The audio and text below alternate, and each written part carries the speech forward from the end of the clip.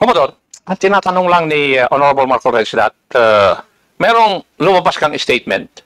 Siguro, binigyan ng interpretation ng ibang vloggers at nasabi na traitor si Honorable Marcoleta. Ang tinatanong niya is, unang-una, alam mo ba ito na gano'n na nangyari? Would you know? No, sir, because when it became a social media popular post, I was not here in the country. I was actually in the official business outside.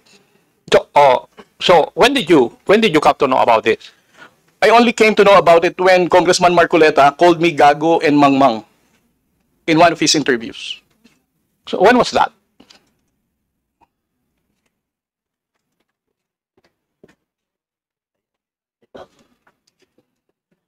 During his interview last February 10, huwag tayong magpagago at magpaka-ignorante katulad ng Commodore na yan.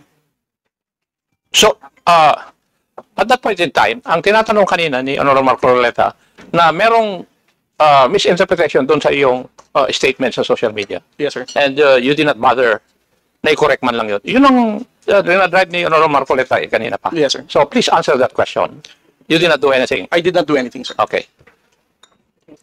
Why? Why did you not do anything?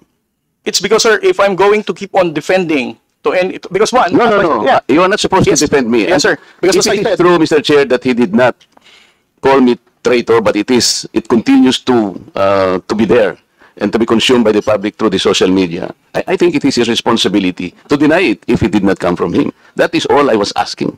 And I think this is not too big for him to do. Yun lamang eh. Yeah, but I admitted that he did not do anything. Yun lang nga. That's why I'm asking why.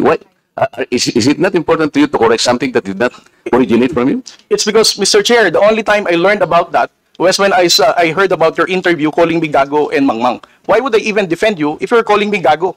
As a commissioned officer of the Philippine Coast Guard, being a spokesperson, calling me Mangmang, not knowing what I'm saying. But actually, if you will read that context, How would I even the defend act of you? doing it is the one that is Kapag gago, muna di ba? Yung ganon, not necessarily the person eh. Eh sabi ko nga sa'yo, kung kinorek mo man lamang yun, because it continue to be there in the social media, Mr. Chair, yun ang nakakasama sapagkat people, no, hindi ko naman sinabi talaga yun. Mamamatay siya because it came from you. Pero pag hindi mo sinabi, at you continue to be silent, akala ng tao, sinabi mo. So that is the problem, Mr. Chair. And I think we are hearing this in order to correct the misconception and misinformation because it continues to spread. If you get the point, Commodore, Mr. Chair. Mr. Chair, again, sir, kung bakit ko po hindi binawi, ay dahil nalaman ko lamang po itong balita na ito na nag-spread siya nung nagpa-interview po kayo na ginagago niyo po ako. As a human being, how would I defend somebody na ginagago po ako sa public interview?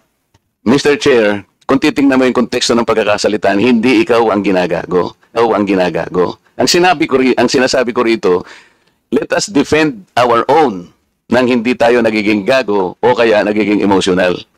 It's actually hindi sa tao eh. Kung hindi yung act na, halimbawa wala tayong ginawa. O kaya sinabi natin. Kasi nagmumula ako, Mr. Chair, sa pagkakasabi na hindi man lang tiningnang mabuti saan ba nanggaling itong narrative.